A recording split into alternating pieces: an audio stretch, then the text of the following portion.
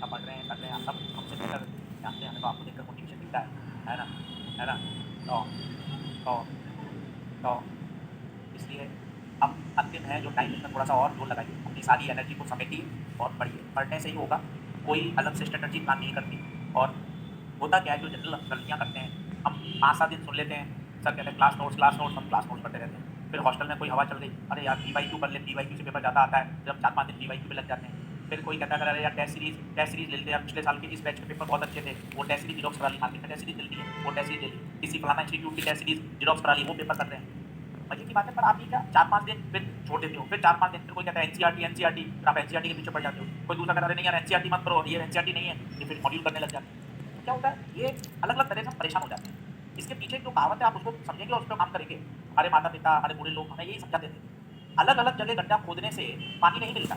1 feet गड्ढा यहाँ खोदा, फिर 1 गड्ढा वहाँ खोदा, 100 गड्ढे खोद दिए आपने, पानी नहीं मिलेगा। एक ही गड्ढे पर अगर आप 100 फीट गहरा करोगे, तो पानी मिलने की संभावना बढ़ जाएगी। लॉजिक क्या है? लॉजिक ये है, कोई एक चीज़ पकड़ लो, सब 100% है भाई, पर कोई एक चीज़ पढ़ के उसको पूरा करना है। अगर मॉड्यूल कर रहा हूँ, तो मुझे मॉड्यूल पूरा आना चाहिए। ऐसा नहीं है मैंने मॉड्यूल आधा कर लिया सर, अब क्या करूँ? सर ईएलटी करना हूँ, फिर वो आधी कर ली, पीवाईक्यू आधे कर लिए, क्लास नोट नहीं आएगा वो।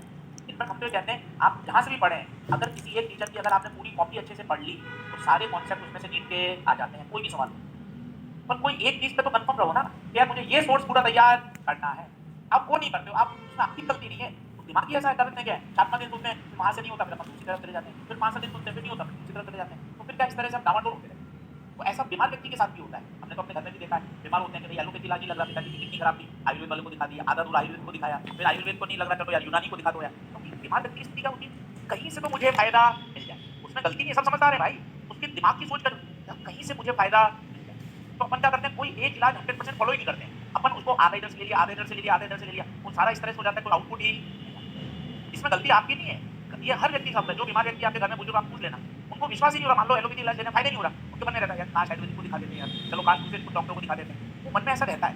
पर अपन को क्या करना है, एक कोई चीज़ को पकड़ना है, उसको पूरा निपटाना है। या टेस्ट सीरीज आ रही है, तो टेस्ट सीरीज के ये 16 पेपर मुझे शानदार आने चाहिए, ये टारगेट बना सकते हो। इसके जो 200 सवाल है, ये मुझे 100% आने चाहिए, नोट्स अच्छे से पढ़ लीजिए, कुछ अपना खुद का स्वतः डिजाइन करिए, किसी को फॉलो मत करिए कि हॉस्टल वाला क्या कह रहा है, पास वाला क्या कह रहा है, तेरा बाजू वाला दोस्त क्या कह रहा है। भैया ये 10 तरह की बातें हैं, इसका कोई आउटपुट नहीं है।